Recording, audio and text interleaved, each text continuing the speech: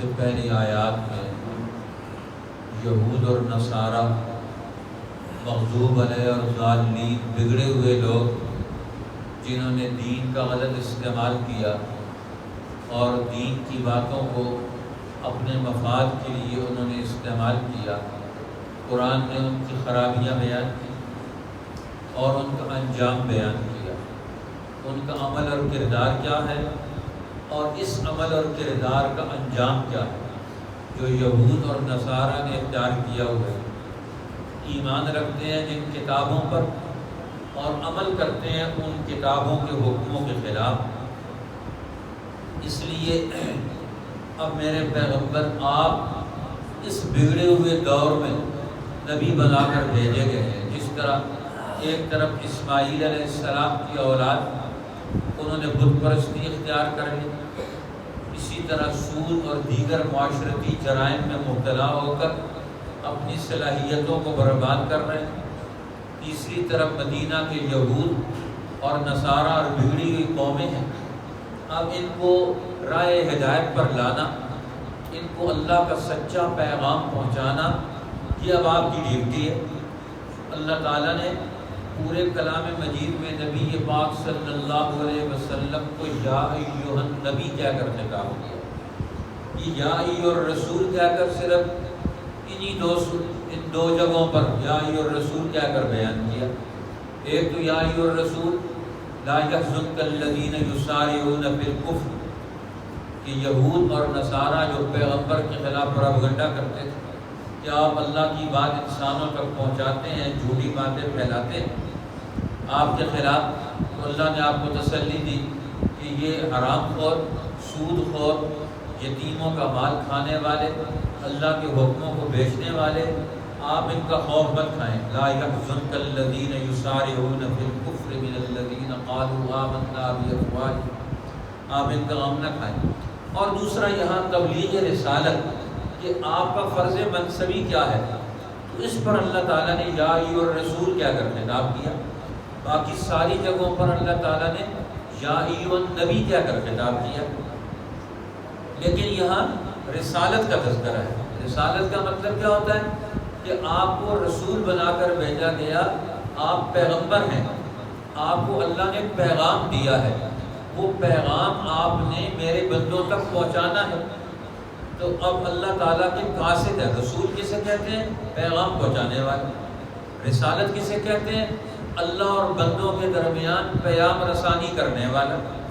اللہ کا پیغام رسول تک پہنچتا ہے اور رسول اس پیغام کو بندوں تک پہنچاتے ہیں کہ اللہ نے یہ پیغام دیا ہے۔ اس لیے کوئی رسول اپنی بات نہیں کرتا، وہ اللہ کی بات بتاتا ہے، اور اللہ کی بات چھپائی نہیں جاتی، وہ بتائی جاتی ہے، سمجھائی جاتی ہے۔ لوگ بگڑے ہوئے ہوتے ہیں، سمجھتے نہیں ہیں اللہ کی بات کو، تو اللہ کی بات سمجھانے والے اللہ کے نبی ہوتے ہیں، کیونکہ انسان پھنسے ہوئے ہوتے ہیں، کچھ کفر میں پھنسے ہوئے ہیں، کچھ شرارت میں پھنسے ہوئے ہیں، کچھ جہالت میں پھنسے ہوئے ہیں، کچھ اور معاشرتی ایسی برائیوں میں پھنسے ہوئے ہیں کہ وہ ادھر سے نکلنے کے لیے تیار نہیں۔ اس لیے نبی آ کر کیا کرتا ہے؟ ان کو دعوت دیتا ہے۔ تو نظام دعوت، دین کا سب سے پہلے دین کا تعارف پیش کرنا، یہ دین کی پیغام رسانی کرنا، دین کی اہمیت سمجھانا، یہ پہلا کام ہے۔ یا ایھا الرسول بلغ، اے رسول پہنچا دے۔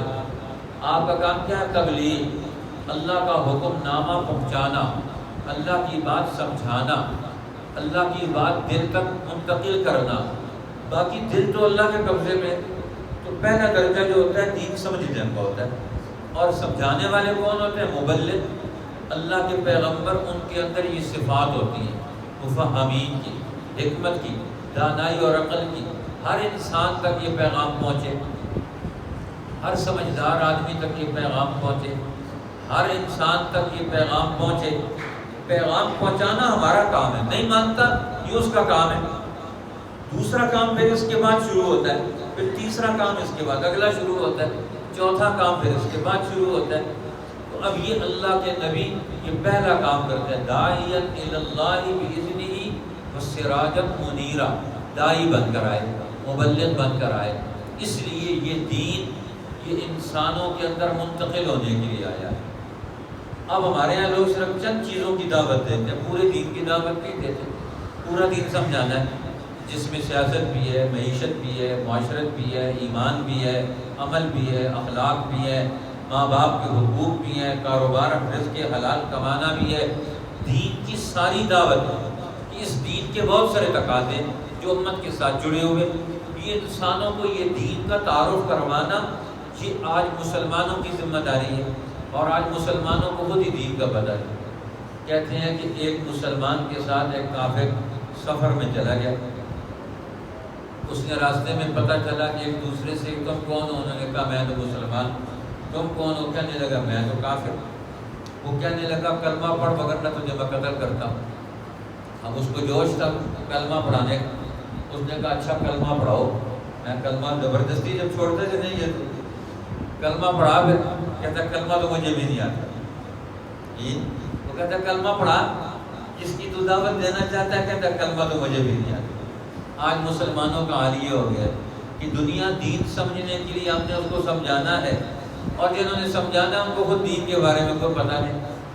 اس لیے رسول اللہ نے فرمایا بلغوا عنی ولو آیا، تم میری نمائندگی کرو، مجھ سے دین سیکھو اور آگے پہنچاؤ۔ یہ نہیں کہ اپنا دین پہنچاتے رہو۔ آج ہم ادھر ادھر کی باتیں سنتے ہیں، وہ پہنچاتے رہتے ہیں۔ بھئی اللہ نے اور اللہ کے رسول نے کیا بات بتائی ہے یہ پہنچانی ہے۔ ہم اپنی باتیں پہنچاتے رہتے ہیں، BBC کی باتیں پہنچاتے رہتے ہیں، ادھر ادھر والی باتیں پہنچاتے رہتے ہیں۔ قرآن ادھر ہی رہ جاتا ہے، حدیث ادھر ہی رہ جاتی ہے، دین ادھر ہی رہ جاتا ہے۔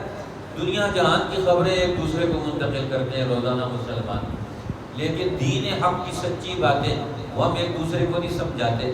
اس کے لیے ہمارے اندر اہلیت ہونی چاہیے کہ ہم دین کسی کو کیسے سمجھائیں گے، اس کی کس چیز کی ضرورت ہے۔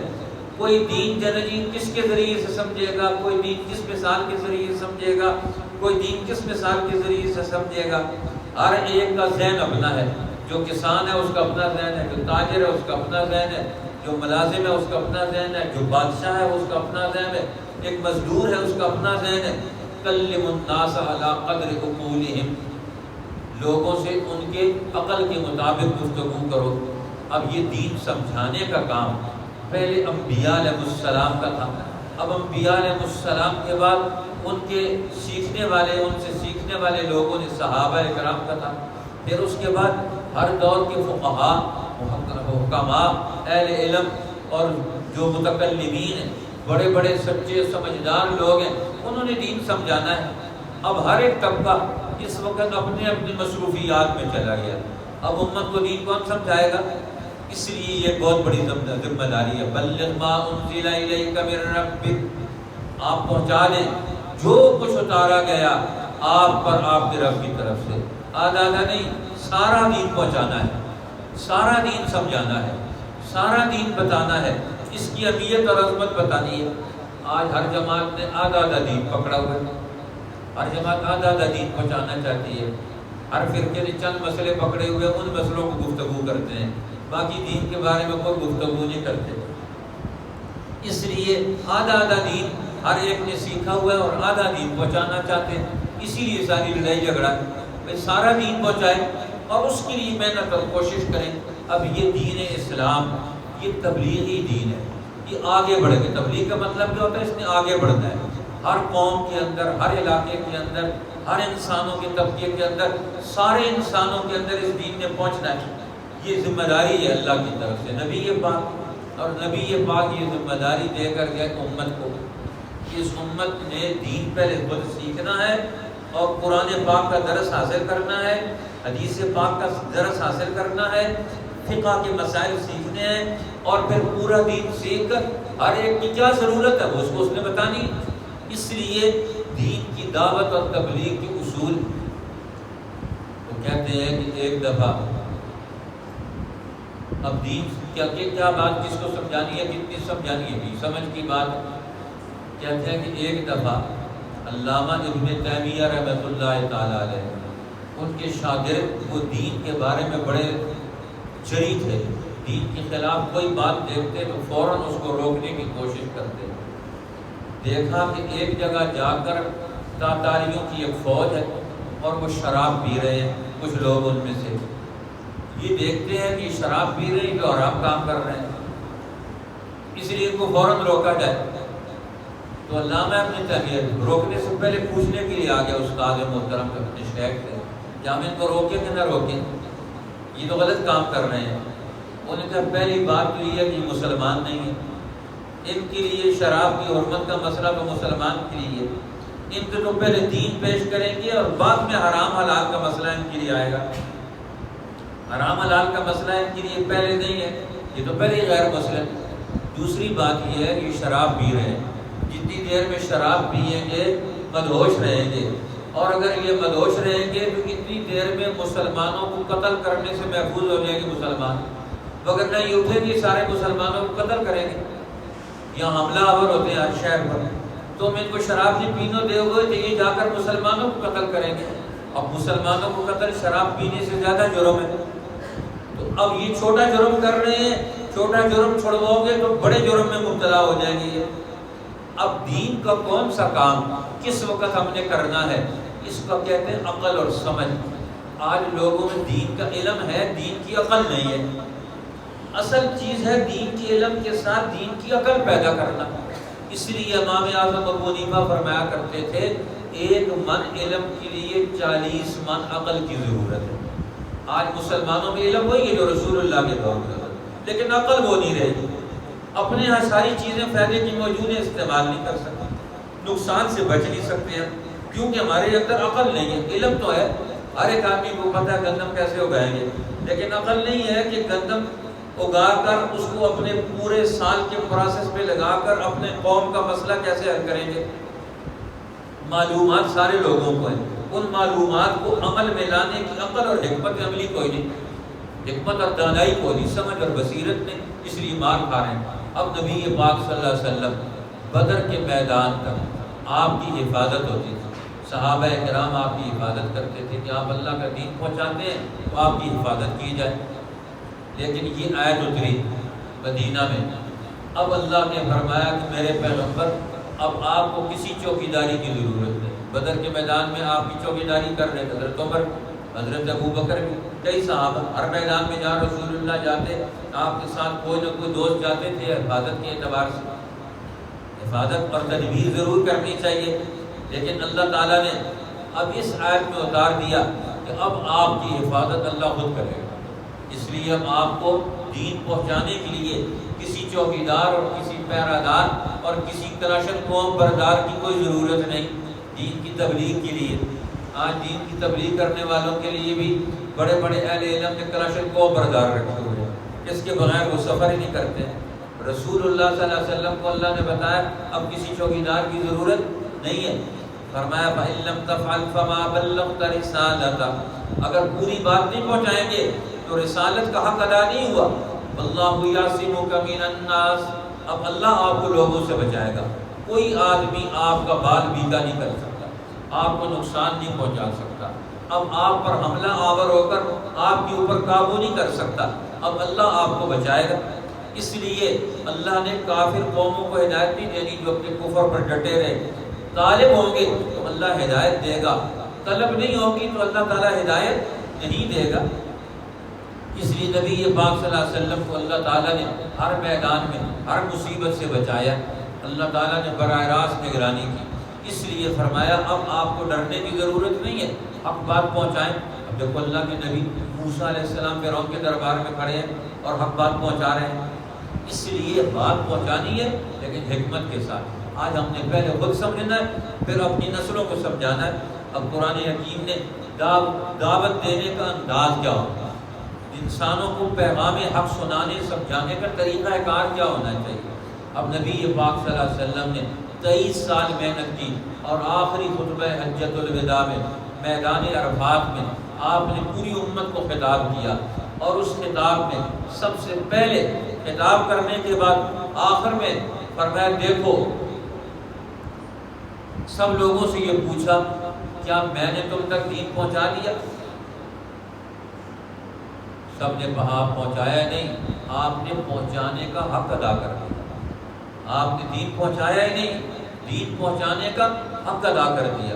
تو اللہ کے پیغمبر نے 3 دفعہ انگلی آسمان کی طرف کی، اللہم اشہد، اللہم اشہد، اللہم اشہد، اے اللہ تو گواہ ہے، انی قد بلغت الرسالۃ، میں نے اپنے پیغام پورا پہنچا دیا ہے لوگوں تک، یہ سارے اس بات کے گواہ ہیں۔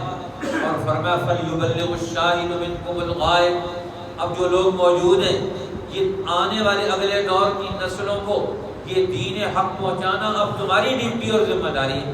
آپ دیکھیں ہندوستان میں ہمارے مسلمان آئے آٹے میں نمک کے برابر تھے، یا سارے غیر مسلم، اب یہ سارے غیر مسلم یہ امت کا میدان دعوت ہے، ہم نے غیر مسلموں کو دعوت دینی ہے، دین سمجھانا ہے، ان سے نفرت نہیں کرنی، نفرت مرض سے ہوتی ہے، مریض سے نہیں ہوتی۔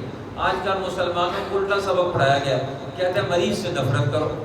آج پوری دنیا میں سے سب سے زیادہ مسلمان ہندوستان میں ہیں، تقریباً 70-75 لاکھ کے قریب مسلمان وہ یہاں موجود ہیں، اور باقی ساری دنیا کے مسلمان تھوڑے تھوڑے۔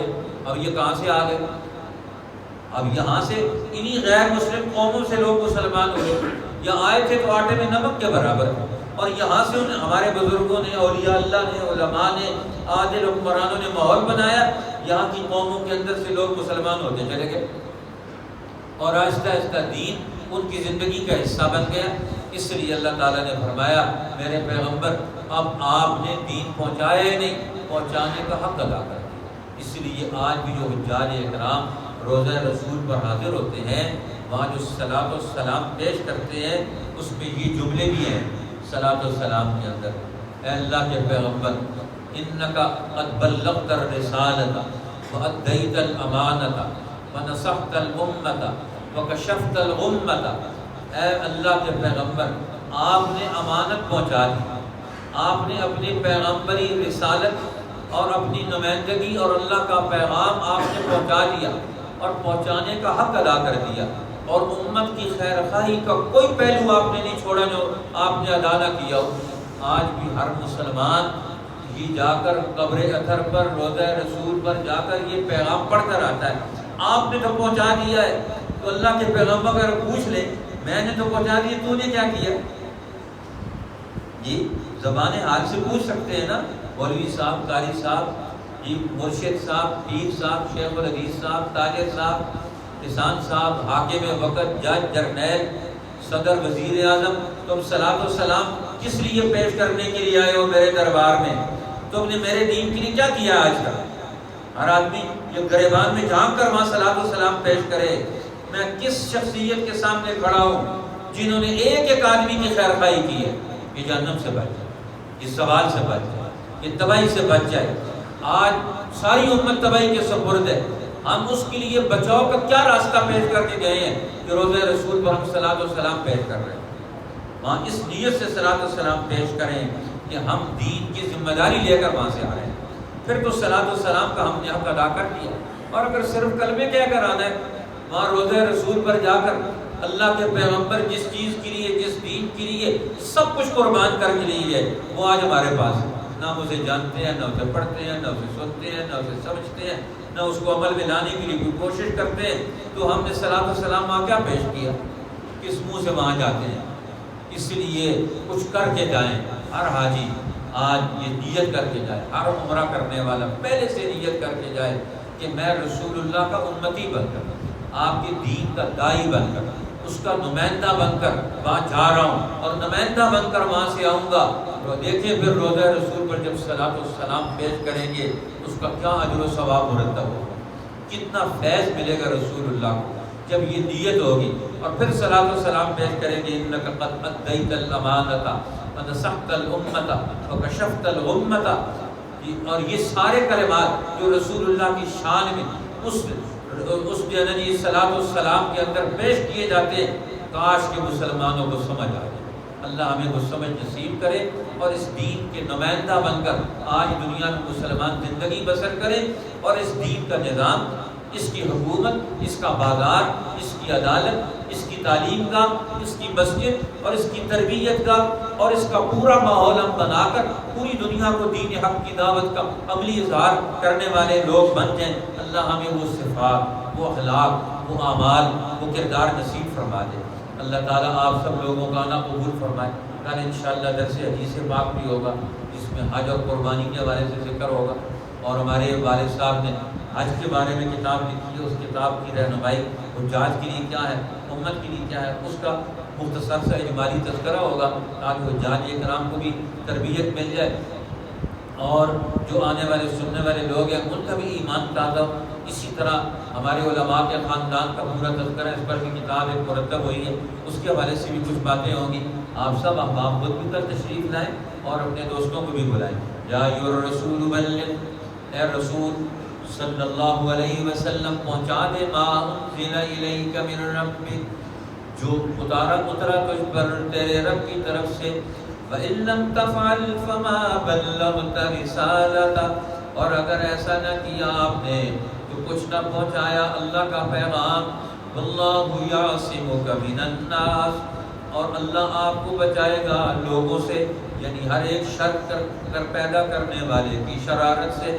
إِنَّ اللَّهَ لَا يَهْدِي الْقَوْمَ الْكَافِرِينَ، بے شک اللہ راستہ نہیں دکھلاتا کافر قوم کو۔ صدق اللہ۔